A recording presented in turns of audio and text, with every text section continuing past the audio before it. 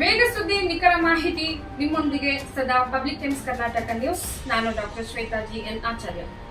ವೀಕ್ಷಕರೇ, ಎಲ್ಲರಿಗೂ ಕೂಡ ನಮಸ್ಕಾರ. ಪಶ್ಚಿಮ ಬಂಗಾಳದಲ್ಲಿ 11 ವರ್ಷದ ಬಾಲಕಿಯನ್ನ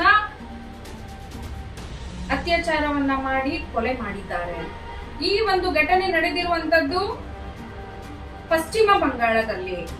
ಹಾಗಾದರೆ ಆ ಒಂದು ಕೃತ್ಯಕ್ಕೆ ಕಾರಣವಾದರು ಇಬ್ಬರು ವ್ಯಕ್ತಿಗಳು. ಒಬ್ಬನನ್ನ ಬಂಧಿಸಿದ್ದಾರೆ, ಇನ್ನೊಬ್ಬನ ಒಂದು ಹುಡುಕಾಟಕ್ಕೆ ತನಿಖೆಯನ್ನ ನಡೆಸಿದ್ದಾರೆ ಚುರುಕು ರೀತಿಯಲ್ಲಿ. ಹಾಗಾದರೆ ನಮ್ಮ ಸರ್ಕಾರದಲ್ಲಿ ಪೋಕ್ಸೋ ಕಾಯ್ದೆಯಡಿ ಎಷ್ಟೋ ಒಂದು ಕಾಯ್ದೆಗಳನ್ನ ಜಾರಿಗೆ ತಂದಿರುವಂತದ್ದು. ಹಾಗಾದ್ರೆ ಆ ಒಂದು ಕಾಯ್ದೆ ಹತ್ರ ನಾವು ಒಂದಿಷ್ಟು ಗಮನವನ್ನ ಸೆಳೆಯಬೇಕಾಗುತ್ತೆ. ಏನಂತ ಕಾಯ್ದೆ ಹಾಗಾದ್ರೆ ತಗೊಂಡ್ಬಂದಿದ್ದಾರೆ?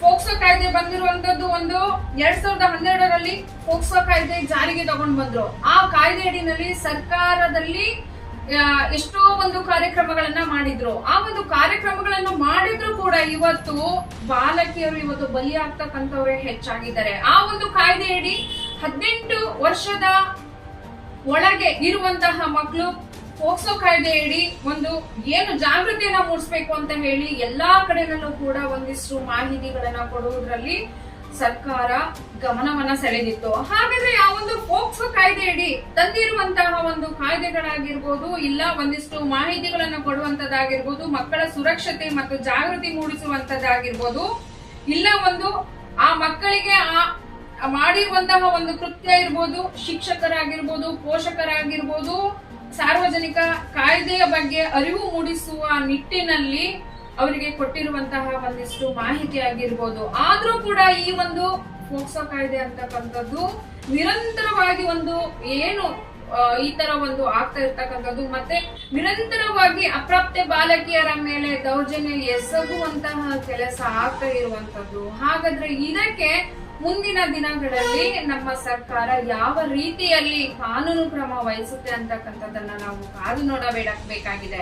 ಇನ್ನೊಂದು ವಿಚಾರ ಅಂತ ಹೇಳಿದ್ರೆ, ನನ್ನ ಪ್ರಕಾರ ಅಂತ ಹೇಳಿದ್ರೆ ಇಂತಹ ಒಂದು ಅಪ್ರಾಪ್ತ ಹೆಣ್ಣು ಮಕ್ಕಳನ್ನ ಈ ಒಂದು ರೀತಿನಲ್ಲಿ ಕೃತ್ಯ ಎಸಗಿದವ್ರನ್ನ ನೇರವಾಗಿ ನೇಣುಗಂಬಕ್ಕೆ ಹಾಕಬೇಕು. ಇಲ್ಲ ಅಂತ ಹೇಳಿದ್ರೆ ಸಾರ್ವಜನಿಕರ ಕೈಗೆ ಕೊಡ್ಬೇಕಾಗತ್ತೆ ಅಂತಕ್ಕಂಥದ್ದು. ಯಾಕಂತ ಹೇಳಿದ್ರೆ ಯಾವುದೇ ಒಂದು ಇವರಿಗೆ ಶಿಕ್ಷೆ ಇಲ್ಲಿವರೆಗೂ ಆಗ್ತಾ ಇರುವಂತದ್ದು ಬಹಳ ಕಮ್ಮಿ ಅಂತ ಹೇಳಿನೇ ನಾನು ಹೇಳ್ತೇನೆ. ಯಾಕಂತ ಹೇಳಿದ್ರೆ ಇಂತಹ ಒಂದು ಮಕ್ಕಳನ್ನ ಹೆತ್ತು ಹೊತ್ತು ಹೊಟ್ಟೆ ಬಟ್ಟೆ ಎಲ್ಲದನ್ನೂ ಕಟ್ಟಿ ಅವರು ಒಂದು ಹೆಣ್ಣು ಮಗುವನ್ನ ಸಾಕಿರ್ತಾರೆ. ನಾಳೆ ನಮ್ಮನ್ನ ನೋಡ್ಕೊಳ್ತಾರೆ ಅಂತಕ್ಕಂಥದ್ದು. ಮತ್ತೆ ಆ ಹೆಣ್ಣು ಮಗುವಿನ ಪೋಷಣೆಯನ್ನ ವಹಿಸ್ಕೋಬೇಕಾದ್ರೆ ತಂದೆ ತಾಯಿಯವರು ಮಾಡುವಂತಹ ಕೆಲಸಗಳಿದೆಯಲ್ಲ, ಅದು ಯಾರಿಗೂ ಮಾಡೋಕ್ಕಾಗೋದು ಇಲ್ಲ.